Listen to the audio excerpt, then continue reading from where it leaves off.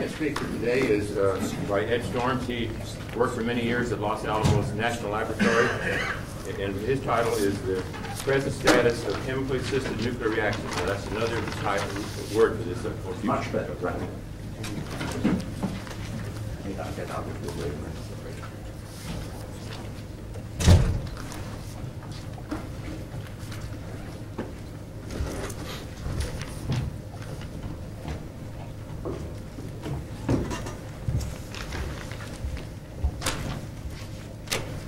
People trained in science believe that chemically assisted nuclear reactions, or AKA cold fusion, is impossible.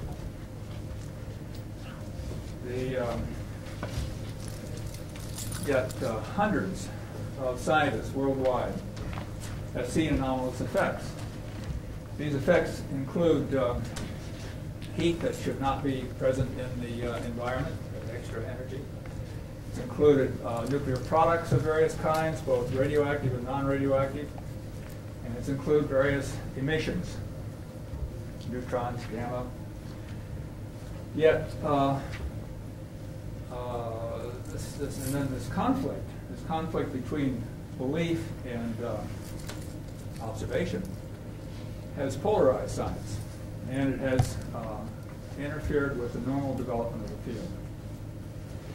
Now, the skeptics would argue that our current understanding of nuclear interaction is adequate to explain what we're seeing, that such reactions at low temperatures are absolutely impossible, and that even if it should happen by some miracle, the amount of nuclear products and their proportion, the kinds of nuclear products, are not correct. And therefore, they conclude that the experimental results are based upon delusion, experimental error, and they're just simply wrong. The fact that they're very difficult to reproduce adds to their argument. Now, the people who believe that these reactions can occur argue back that we are looking at a different environment, that these reactions occur only in periodic solid lattices. And under those conditions, you have an entirely different environment than you have in a plasma, as on which the current theories are based. And that within this environment, you have the potential for various subtle reactions to take place, or subtle mechanisms to take place, that can overcome the Coulomb barrier and that can dissipate the energy throughout the lattice.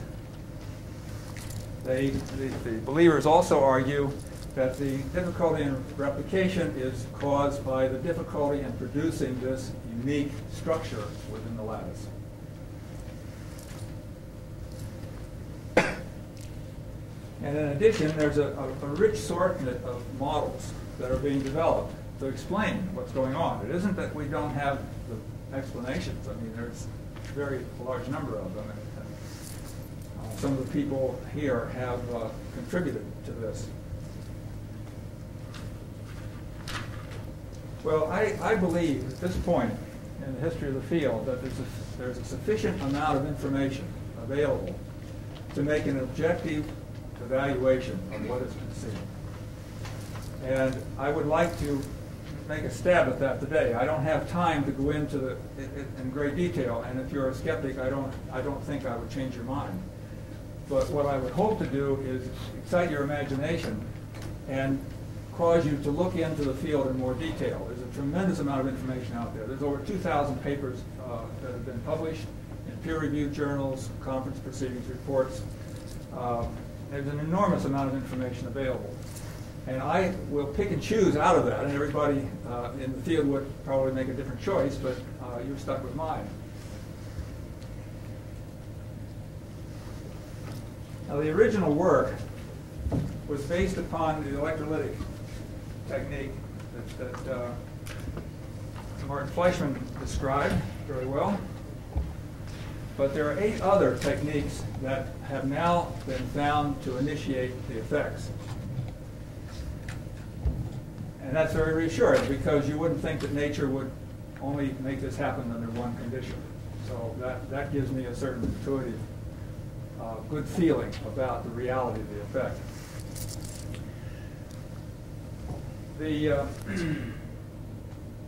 I should point out that the various techniques have both a light water and a heavy water branch. They and the heavy water and the light water produce different nuclear products. Now, right there is a very interesting observation, because if this were caused by delusion and error, you would expect the same reaction whether it was light water or heavy water. I mean, why should the cell care if it's error? Furthermore, the heavy water system favors palladium. It's not the only element that is active, but it's very favorable, whereas a light water reaction favors nickel. Palladium is inert in light water, and nickel is inert in heavy water. So again, you have to ask, why should the system care what the cathode is made of if it's air? Well, let's go through this list. I only have time to talk about the first three, and we'll talk about it in some detail, but let me go on and just give you a very brief thumbnail description. Plasma discharge in a liquid. Here, a liquid has in it two electrodes, and an arc is caused to occur between those two electrodes under the surface of the liquid. This has been found to produce excess energy as well as various nuclear products. It's fairly reproducible, actually. It's being studied here in this country and also in Japan. Low discharge and low pressure gas. This was developed in Russia, and it also has been found to produce excess energy in nuclear products. Proton conduction in semiconductors. Here, you have a material that is capable of dissolving hydrogen to some degree, and when it's hot. And a current is caused to pass through it while it's in hydrogen. And that current causes the protons to move, or deuterons. And that motion sets in place a process that produces excess energy. Sudden decomposition of the hydride. Here, a piece of palladium is loaded completely with hydrogen, or deuterium in this case, and then it's heated in vacuum, and the gas suddenly comes out. This has been found to produce various nuclear products. External mechanical stress. Here, a loaded material, palladium, for example, is bent or otherwise caused to experience stress, and that is also found to produce nuclear products. And then finally, there's the biological systems, which, if you have found it difficult to follow the possibility of these being real, this will really test your ability to have an open mind. But again, there's increasing information done very, very well in Russia and in Japan, in addition to all of the work that has been done over the last 20 years in this that's been largely ignored, that is supporting the possibility of nuclear reactions occurring in biological systems.